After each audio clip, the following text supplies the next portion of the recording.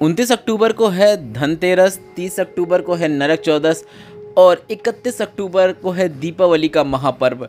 गुरुजी पंडित प्रदीप मिश्रा जी ने सभी से दीपावली के महापर्व पर 5 दिवसीय पूजन करने को कहा है, जो कि धनतेरस से शुरू होगी और यम द्वितीया मतलब भाई दूज के पूर्ण होगी।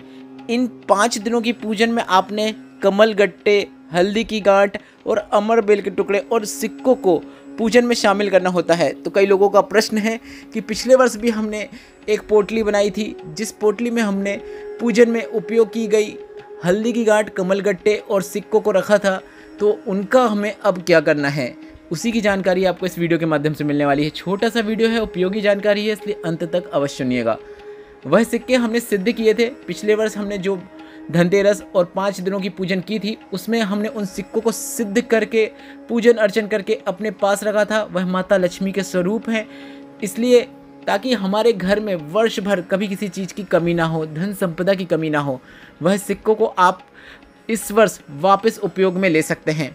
सिक्के तो आपको इस वर्ष उन्हीं सिक्कों को फिर से उपयोग में लेना है। अगर आप मोली हटाना चाहें तो मोली हटाकर फिर से नई मोली लपेट सकते हैं उन सिक्कों में, या फिर आप उन्हीं मोली के ऊपर भी नई मोली लपेट सकते हैं। बस आपको इस बात का ध्यान रखना है, जो सामग्री सही नहीं है, खराब हो गई है, यदि फफूंद लग गई है या कुछ चीज़ हो गई है, तो उसे आप विसर्जन कर दें, निर्वाल रूप में रख दें। ऐसी चीज़ों को, खराब चीज़ों को पूजन में शामिल नहीं किया जाता है।